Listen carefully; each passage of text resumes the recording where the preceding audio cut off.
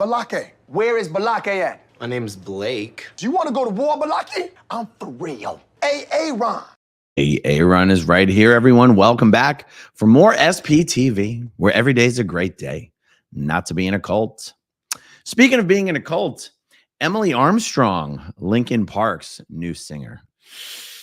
I think I did somewhere around 6, 7, 8 videos on the subject of Linkin Park's new singer being a Scientologist, a born-in second generation, born and raised Scientologist, someone who firsthand saw the conditions, the abusive circumstances that the children of Sea Org members were raised in at one of the Scientology labor camps for kids in Los Angeles called the Pack Ranch.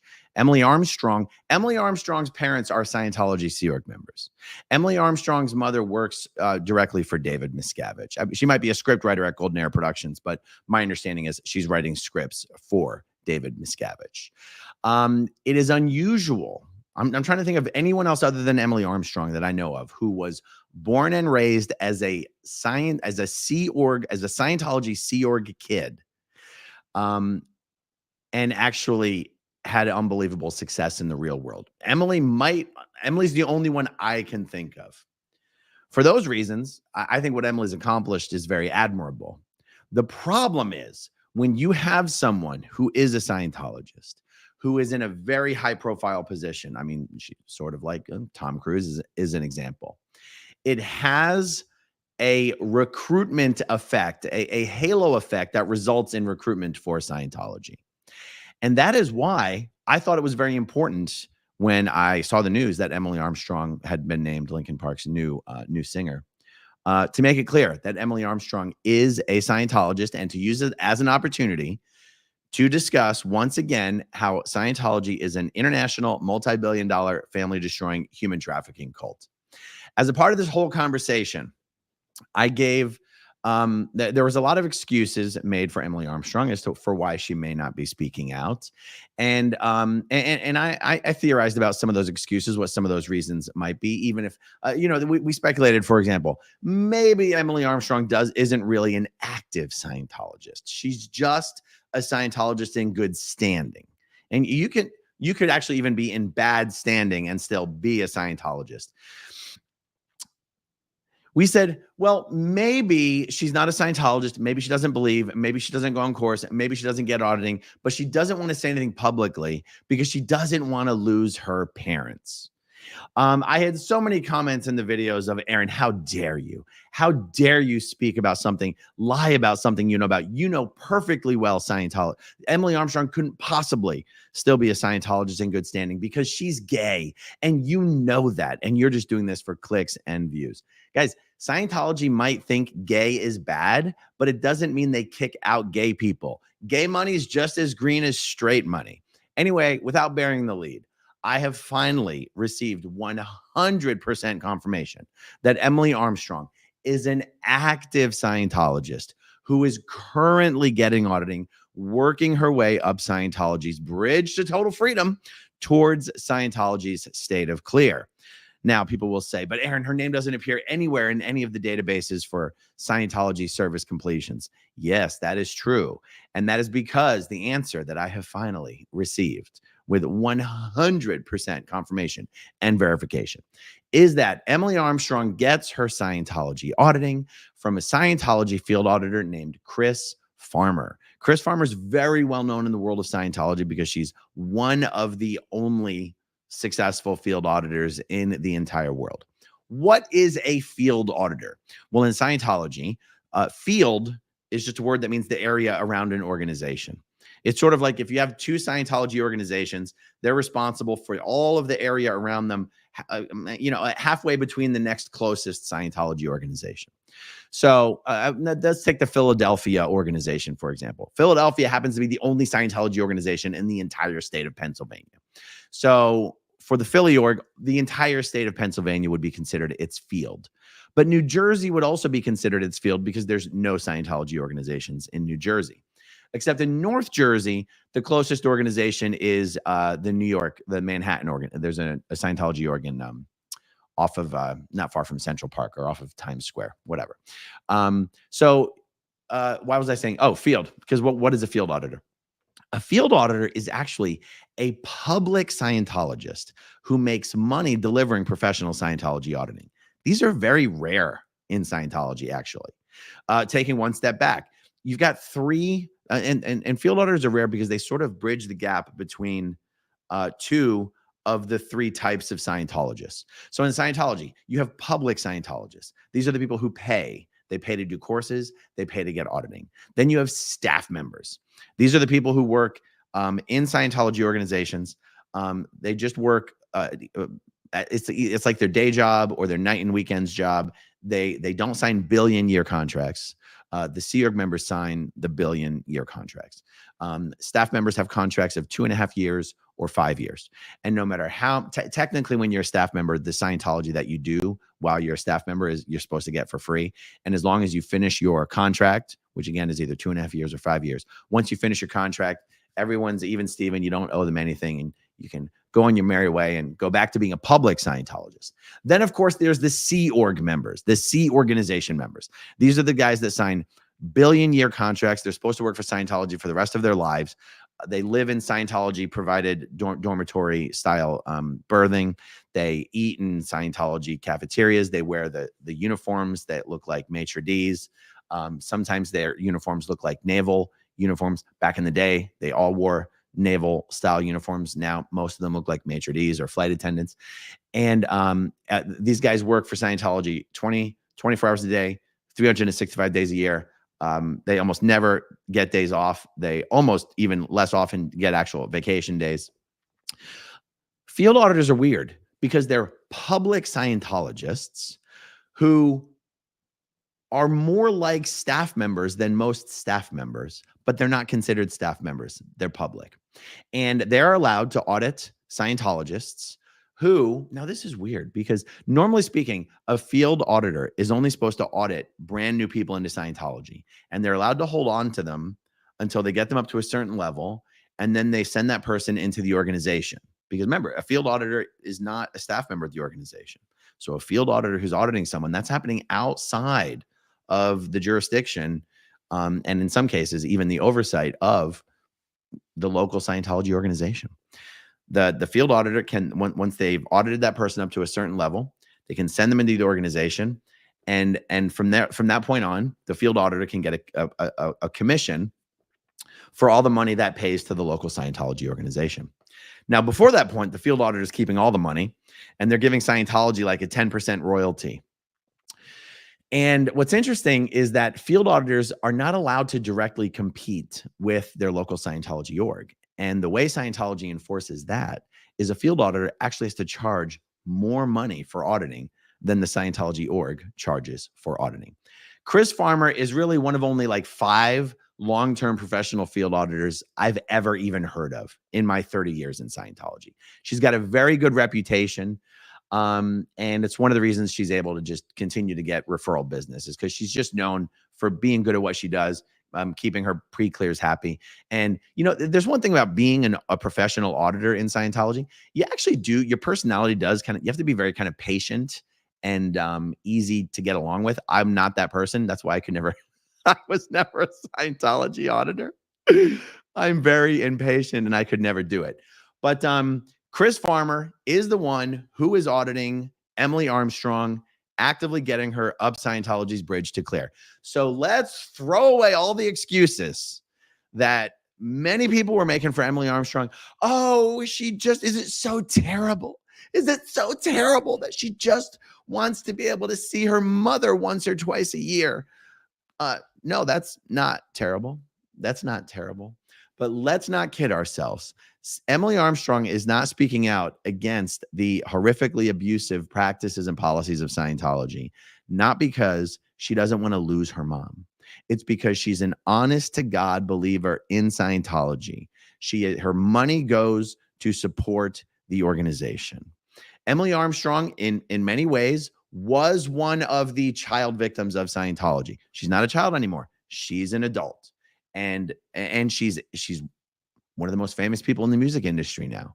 It is not unfair to continue the conversation about how Emily Armstrong is a full-blown supporter of the family-destroying human trafficking cult known as Scientology.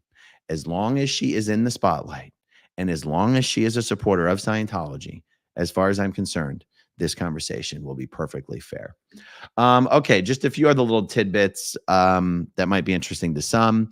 Chris Farmer's Scientology service completion list. Oh, I just realized I had gotten myself off track. The reason Emily Armstrong's name doesn't appear in any of these service completion databases is because the only names that are in these databases are the names that appear in the back of Scientology's magazines where they announce people who've completed services.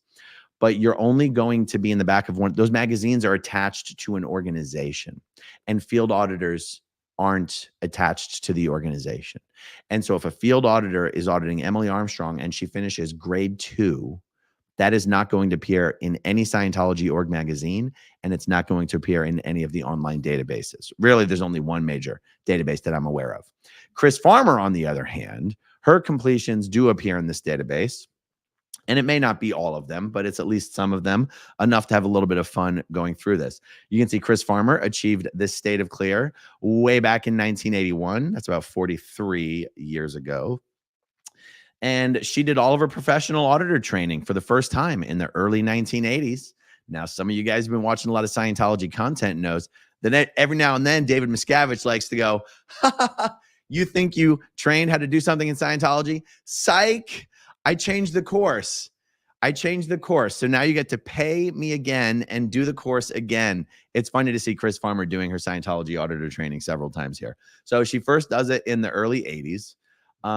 She's doing her parts of her class 6 auditor course in the early 90s. The SHSBC means Saint Hill Special Briefing course, which is the class 6 auditor course. It has 16 different levels. Here she is finishing some of them. So new OT6. Wow. She finished new OT6 just when David Miscavige was doing the first rug pull on everyone and making everybody redo stuff. So this is interesting. Okay. You can see the new Hubbard Professional TR course is literally the communications course you do before you're even allowed to start doing your Scientology auditor training. Okay. So you have Chris, who first did her auditor training in the early 80s, and then you have her right here in 1996, basically starting right back from the beginning. Keep a special eye on this course right here, the Professional Upper Indoctrination TR's course. There's basically the Professional TR's course. You do Scientology communication drills 0 to 4. The Upper Indoctrination TR's course, you do the communication drills 6 to 9. So in 1996, she's doing the Upper Indoc course for the second time. Keep an eye on that one. Okay, now these certainty courses, Solo Knots Certainty course. These certainty courses, this language starts to creep in after 1996 because these are the types of courses that David Miscavige created to basically redo earlier courses. Anyway, this language, this description of a course, calling it a certainty course, is a new type of course that David Miscavige came up with after 1996. And to see that here, just further proof that not only is she redoing her auditor training course, but she's redoing her OT levels as well. Solo Knots is OT7. Okay, you can see in 2000, Chris finally finishes redoing all of her professional auditor training. At least class 5 graduate is as far as the retraining went at that time. She finally finishes new OT7 only 14 years after she first started it. Then she finishes new OT8 in 2011. Good for you, Chris. Good for you. She does some of her L rundowns. Uh-oh, what's happening here? She's doing her professional TR course for the 3rd time. So apparently it's not good enough. It's already not good enough that you already did your professional auditor training. Chris Farmer is one of these rare animals who not only did the professional auditor training, but has been making a living professionally auditing people every week of her life for like the last 40 years. And David Miscavige still says, psych, You didn't know. You don't know what you're doing. You have to redo all the courses, you idiot. You never understood them to begin with. That's why I had to fix them. I had to make them better so you guys could finally know what the hell you're supposed to do. It is amazing. It is amazing to see someone who's just audited pretty much every day of her life have to redo her auditor training for the third time. Why? Because David Miscavige said so. How could David Miscavige be the one to improve auditor training processes when David Miscavige has never himself been a professional auditor? It's absolutely crazy. Okay, here she is doing her upper indoc TR course yet again. And then she does superpower. Okay. And then here she is once again doing her upper indoc TR course for the fourth time. Absolutely crazy. And just because she does have a public Facebook page and I don't know, maybe just to show you that she looks like a kind, nice, understanding, patient woman. And that Chris really does have a good reputation in Scientology for being a kind and decent person. I mean, you'll hear a lot of horror stories in Scientology of various staff members and Sea Org members and executives who are just horrible, horrible, mean, angry, nasty people. There's also certain types of auditors called sec checkers, security checkers, who sometimes you'll hear stories of those guys being pretty horrible people as well. But generally speaking, people in Scientology who have the job of auditing people, in order to be successful at that job over the long term, you have to be kind of kind and patient and understanding. And I'm just being fair to Chris. That is the kind of person that she is. When you see all these photos of her traveling the world, that really is because her services are just in really high demand as a field auditor. Now, don't get me wrong. Don't confuse high demand with lots of Scientologists. No. There aren't lots of Scientologists. Most of you know by now, there's only about 20 to 25,000 Scientologists in the entire world. And at least half of those people actually work for the organization. The other half of those people have the unfortunate burden of financially supporting the organization. But because Chris does have a good reputation, she'll fly all around the country auditing various VIPs and rich Scientologists. And I would expect a wealthy Scientology family to hire Chris to maybe audit their teenage children. Chris isn't the type of auditor who would specialize on auditing young children. That's not really her thing. Let me see. Is there anything else interesting here? Not really. I suspect some of the people in these photos are actually Scientologists who she's visiting and auditing. But that's who it is, folks. That's who's auditing Emily Armstrong. That is how Emily Armstrong is doing her Scientology while staying under the radar, not appearing in any magazines, not going to the Celebrity Center, not going to Flag, and all that kind of stuff. We can stop making excuses that Emily just doesn't want to lose her mom. Nope, that's not what's going on. All right, let's tackle some comments. Randy Hendricks, first live since I started watching 3 years ago. Hello from South Africa. Randy, that is amazing. So glad to have you here, and I'm glad you could catch a live. Thanks for being here. Chris Stiles said it all along. She was still a member of Scientology. That's right. Cali Blue too. Well, Linkin Park just got duped. So sad. I wonder, guys. I wonder if they did get duped. If I had to guess, I would guess that they did not get duped. I would guess that they have been fully and completely safe pointed by Scientology and the Office of Special Affairs. I would guess, it's a guess, but it's a pretty good guess, that that Scientology officials, whether the members of Linkin Park truly knew who exactly they were meeting with and speaking with, I would guess that Scientology officials have personally spoken with the members of Linkin Park to answer their questions about Scientology. Morrissey Muse, if I boycotted every celebrity I knew who are some kind of religious loony, I wouldn't have many left to follow. I really, CBA can't be, what does CBA mean? What does C? I really CBA who she supports as long as I get to see her and Linkin Park soon. I have no problem with anyone who feels that they don't care about Emily Armstrong's personal life and they just want to enjoy the music. I have zero problem with people who feel that way. For people who feel otherwise, I'm just here to make sure they understand exactly where Emily Armstrong stands. I've said it before and I'll say it again. I'll go see a Tom Cruise movie. I don't care. I like movies. I like movies. I like going to a Tom Cruise movie, and I like going to see, is he, has he gone back to being able to disappear into a role, or does he just seem like Tom Cruise, the super Scientologist, in every role that he's in? What was the one movie he did with um was it Blake? Edge of Tomorrow? What's the one where he dies over and over and over again, and he keeps trying to figure out how to come back? There's aliens in it. Hilarious movie. It's one of the only Tom Cruise movies I've seen in a long time that I really enjoyed. But I guess I'm only telling you the anecdote about me watching Tom Cruise movies. It's because I don't expect people to boycott Linkin Park just because Emily Armstrong is the lead singer. I just want people to have the opportunity to understand what Scientology is, and that she supports it. Speaking of the concerts, speaking of the Linkin Park tour concerts, I also did get a lot of comments basically being like, ha ha ha, the concert's all sold out. You're a piece of shit. And she's succeeding anyway. My goal is not to prevent Emily Armstrong from succeeding. If she succeeds, good on her. I'm going to use the opportunity of her being in the press to continue to get the word out as far and wide as possible that Scientology is a multi-billion-dollar international family-destroying human trafficking cult. So I'm happy for Emily Armstrong to continue to be in the press, and I'm happy for her to succeed. But the fact is, let's get this on the record. That tour lost money. I know you guys are going, so not you guys, some people, oh my God, the tickets sold out instantly. Guys, the tickets are sold to resellers.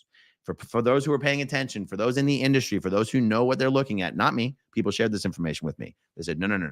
Those tickets are sold to resellers. If you look at what the resellers are selling it for, those tickets were being sold at less than face value prior to the concert. That tour lost money. The Emily Armstrong thing is a huge flap in Linkin Park land. That tour, those concerts, those shows lost money. Okay. Kat says Chester would never have been okay with a Scientologist taking his place. I think that is totally true. Ken Grover, member for 6 months. Thank you so much, Ken. Happy to have you here. Knew it was coming. Very disappointing, Emily. Yes. Mary James, all about the money. The more you give, the more they overlook being gay. Yes. And I'll tell you from some conversations that I have had recently, there is this weird thing in Scientology where they seem much more willing to overlook women being gay than men being gay. Scientologically speaking, that does not make any sense. And here's what people are actually being told in Scientology. Like, okay, so some of the rules have been eased up a little bit recently because Scientology is trying to create a more gay-friendly reputation for Scientology. So you are allowed to be a staff member now if you're gay, which that used to not be the case. You still cannot be a Sea Org member if you're gay, but you can be a staff member. And those people are told that they can go up to the level of clear, but they'll never be able to do their OT levels as long as they're still gay. And they're told that the reason they're gay is because they're just confused about one of their recent past lives where they were a woman. Assuming we're speaking about a man being gay here. You're just confused. You're stuck. You're confused. You've got either a stuck incident. You're not in present time. You're just stuck in one of the lifetimes where you were a woman. And don't worry, with enough auditing, that will be fixed. I don't know why you can't I don't know why you can't blame being gay on just having way too many gay body thetans. Why can't that be the reason? Shouldn't that be a reason to allow gay people onto their OT levels so that they can audit away all their gay body thetans?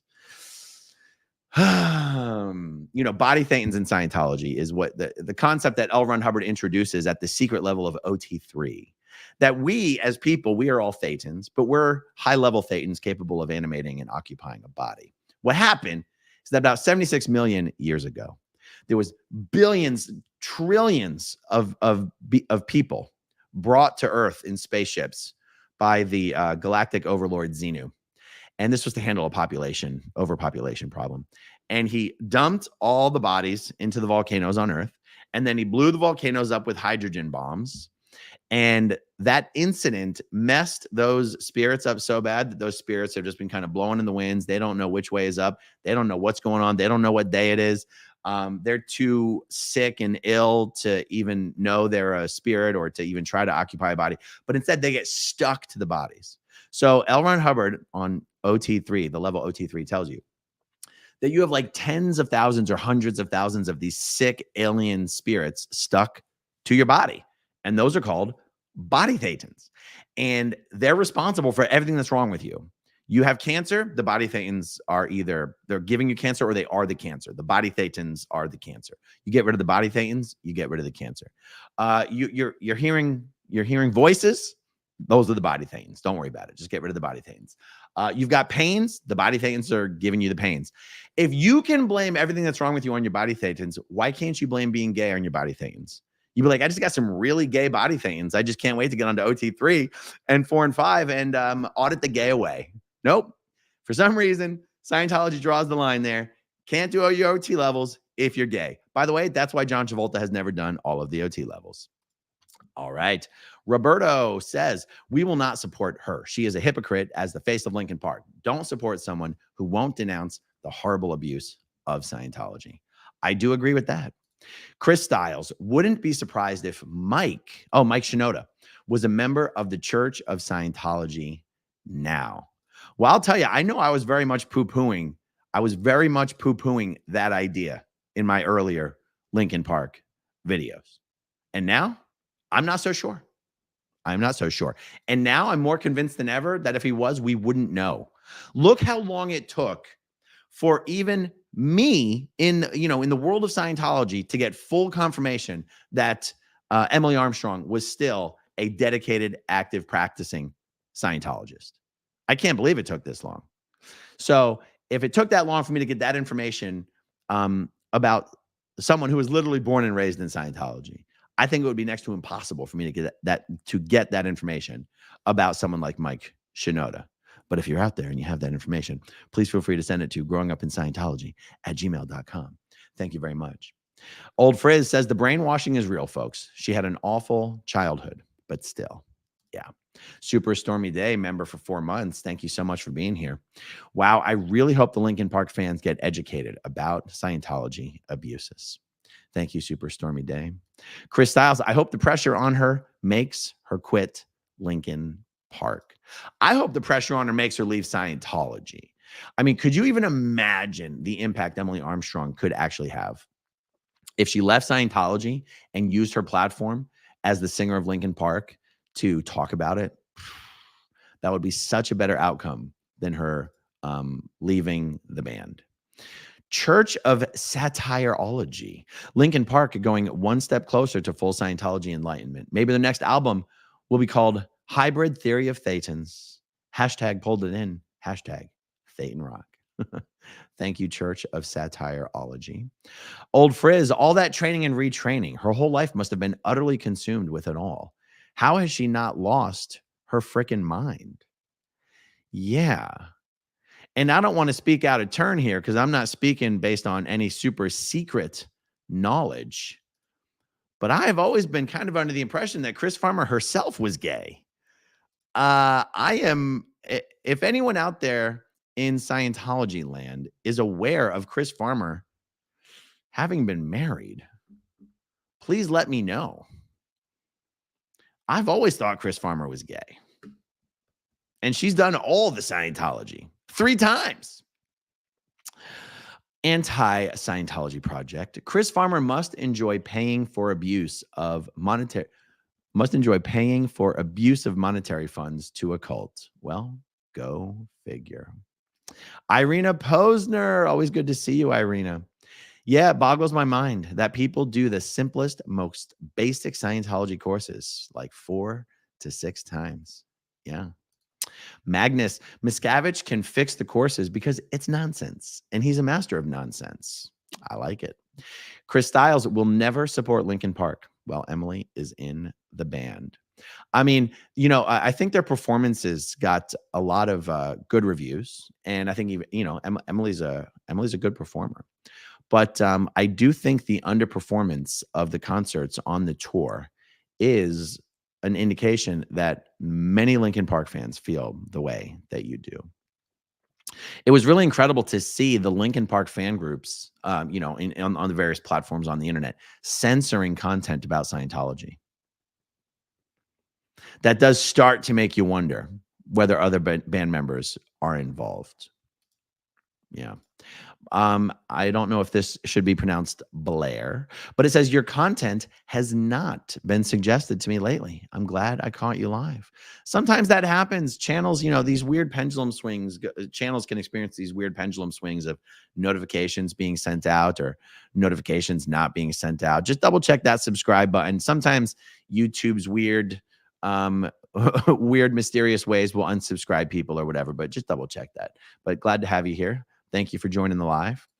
Marissa Martin, PDX, thanks for clearing this up for us, Aaron. My pleasure, Marissa. Anna from Canada, member for 7 months. Amazing. Great to see you here.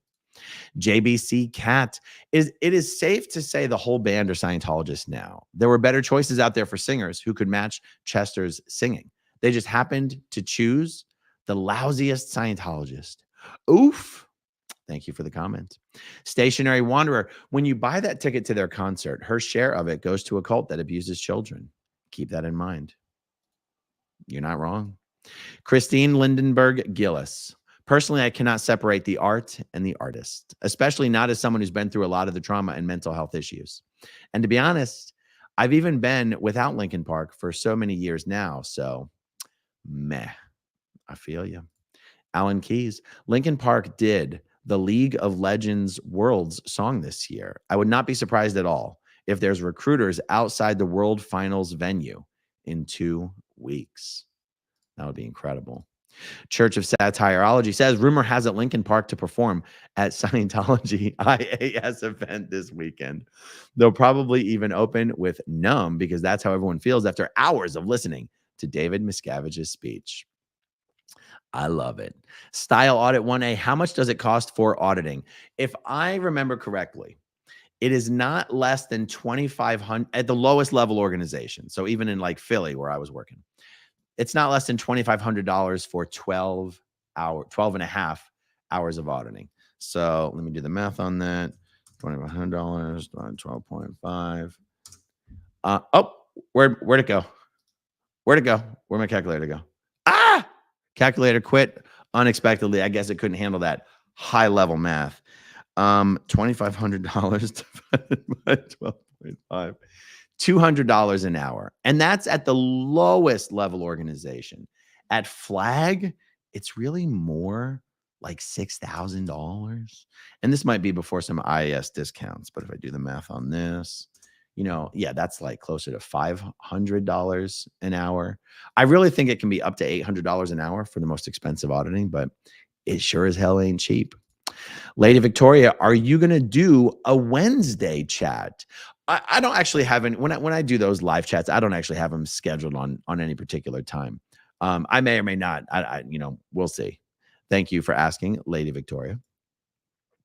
Amber Vanessa, Aaron, did you know Carol Bloom? She was an auditor and she didn't mind auditing anyone that was gay because they always went to her because she didn't make them feel bad. So I didn't know Carol Bloom, but you are correct. In fact, I was talking to someone recently who who said you can find LRH quotes. Well, you can find LRH quotes to justify pretty much anything because he was very inconsistent and contradicted himself all the time. But there's an LRH quote that's something like being gay is about as serious as a sneeze. And it's funny, you could interpret that a couple different ways. You could interpret it as him being like, nobody should care if anybody's gay, which we know isn't how he felt, because in this book right here, he basically says the world would be a much better place if you just could get rid of, ship them all out to an island and kill them all. Or you could act like, or you could interpret it to mean like, well, you can choose not to sneeze. It's hard, but you can do it. Like, is that what he meant? Is that what he meant? Like, it shouldn't, you should be, anyway, who knows? What I'm saying is, I think most Scientology field auditors would probably tell you it doesn't matter if you're gay. And that's probably why they're field auditors instead of staff staff, staff auditors or Sea Org auditors, because they probably enjoy being able to think a little more freely and act a little more freely outside of the very rigid oversight of the organization. So it doesn't surprise me at all that you would say that about Carol Bloom. I'm sure Chris Farmer feels the same way, which I'm sure is one of the reasons she's the one auditing Emily Armstrong. Chris Stiles, Aaron, do you think there are other members of Linkin Park in the Church of Scientology? Chris, just being perfectly honest, I have no idea. But as time goes on, it would not surprise me, but I will never go so far as to say I think it's actually true. The truth is I just have no idea. Eric Rader, good to see you, man. My body Thetans dogs are barking. Yeah, I blame my body Thetans for absolutely everything. Christine Lindenberg Gillis, why do I have a feeling Emily is in Linkin Park to try to get young people into Scientology? I promise you, that's why Scientology wants her in Linkin Park. Irina Posner, Emily is a good musician. I give her that. And I kind of feel good to see another Scientology kid achieve so much, but her keeping her mouth shut on all things Scientology is infuriating. Exactly. Daniel Sander gifted 5 growing up in Scientology channel memberships. Thank you, Daniel. I really appreciate it. All right, guys, it was really just a short and sweet one. I had the other video I was telling you about that I may still get around to this evening. It's about the Scientology organization in Alaska, and they've got a convicted registered sex offender on their board of directors. Stay tuned for that, guys. If I don't get to it this evening, definitely tomorrow. All right, that's it for now. Thank you for hanging out with me. I thank you, as always, to everyone who watches until the very end, and I'll talk to you soon. Okay, if you want to see my rock and roll songs, click right on this guitar. And if you want to see a different one of my videos,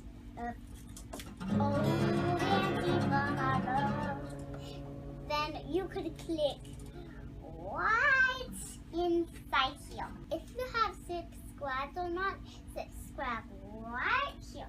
Bye.